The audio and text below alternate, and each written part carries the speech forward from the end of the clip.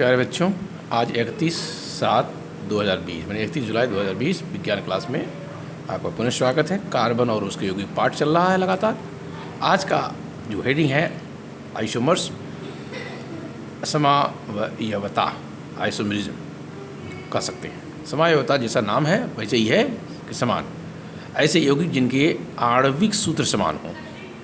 नाम था ना समावयवता, यानी ऐसे यौगिक जिनके आणविक सूत्र समान हो परंतु भौतिक और रासायनिक गुणधर्म भिन्न भिन्न हो, समावयवता कहलाता है। तथा ये यौगिक समायोगिक यौगिक कहलाते हैं। तथा ये यौगिक समावयवी यौगिक कहलाते हैं। ऐसे यौगिक जिनका आणविक सूत्र समान है परंतु संरचना भिन्न हो, संरचनात्मक समावयवी कहलाते हैं। आणविक सूत्र समान हो इसमें भी, लेकिन संरचना भिन्न हो तो संरचनात्मक समावयवी कहलाते हैं। यह अवधारणा संरचनात्मक समावयवता कहलाती है। ये तो रहा समावयवता। इनके उदाहरण देखिए, 4 कार्बन परमाणु CH4H10 वाली एल्केन जो ब्यूटेन भी कहलाता है, ये 2 संरचनात्मक समावयवी।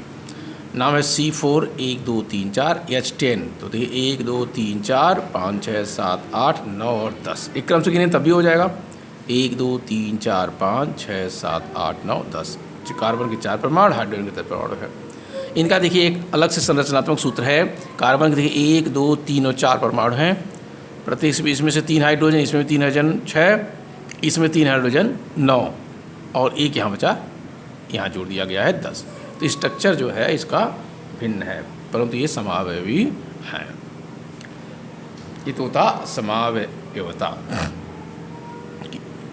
अब आता है दूसरा, आता है क्रियात्मक समूह, फंक्शनल ग्रुप, या इसे प्रक्रियात्मक समूह भी कहते हैं।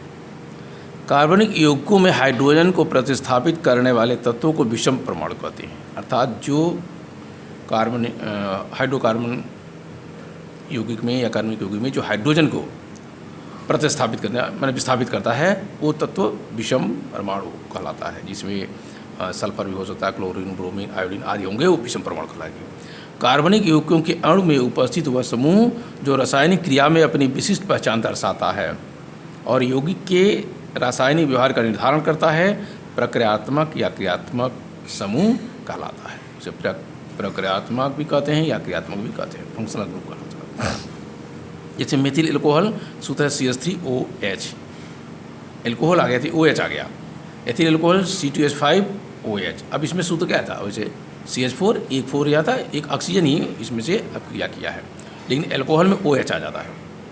रासायनिक गुण में समानता होती है। अब विषम परमाणु जैसे क्लोरीन, ब्रोमीन बताया गया।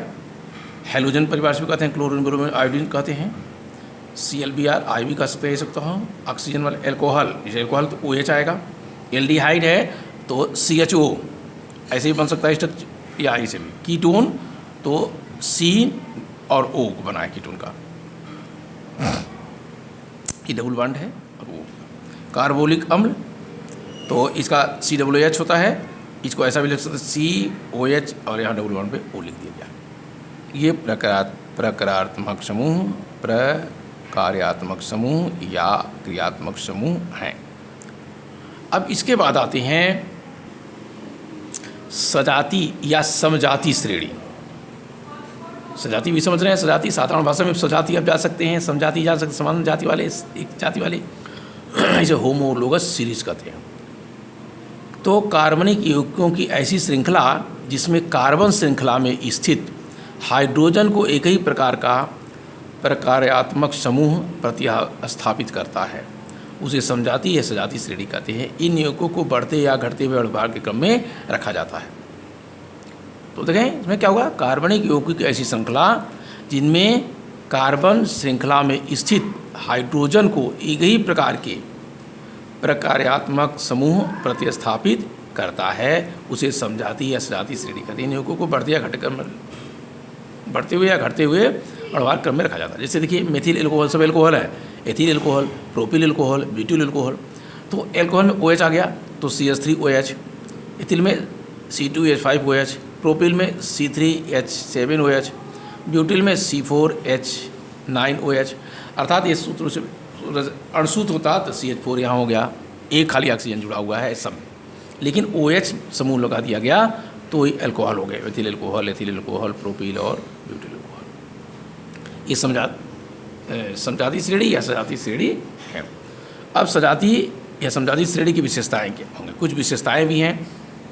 तो श्रेणी की जो समजातीय श्रेणी के सभी सदस्य जो सभी यौगिक होंगे का सामान्य सूत्र समान होता है। जैसे हाइड्रोकार्बन श्रेणी का सामान्य सूत्र क्या बताया गया था, CnH2n+2, जहाँ n कार्बन परमाणु की संख्या। ऐसे इस श्रेणी के क्रमागत दो सदस्यों के मध्य CH2 का निश्चित अंतर होता है। जैसे देखिए यहाँ से आप मेथिल एल्डिहाइड कर सकते हैं, तो मेथेन एथेन करें तो CH4C2H6 होता है, मेथेन एथेन CH4C2H6। तो देखिए कार्बन यहाँ 1 हाइड्रोजन 4, यहाँ कार्बन कितना है 2 और हाइड्रोजन कितना 6, तो ये CH2 का अंतर है, एथेन और मेथेन का अंतर CH2 का है।